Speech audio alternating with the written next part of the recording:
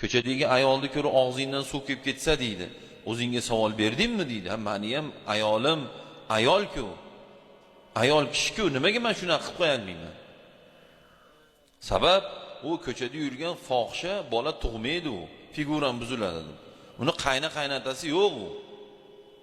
Kunda vannada yotadi u. Chunki uni badani do'kani u ifloslarda. Badani do'kani uni, u biznesi u. Tinmay qaraydi.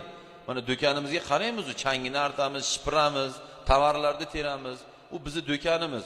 U fohisha ifloslarda badani do'kan. Biz o'zimiz shu ko'chadagi o'sha yasanib yurganlarga go'layishdan oldin ayolimizni yasantirib qo'yaylik. Qaynatalar kelinlarga sharoit qilib bersin, er xotiniga aytsin, kir uyga o'tirib tur, hozir o'g'ling keladi, kelini chiroyli kutib olsin, o'ziga qara, bir tabassum bilan kutib olsin deb xotinimizni uyga olib kirib ketaylik.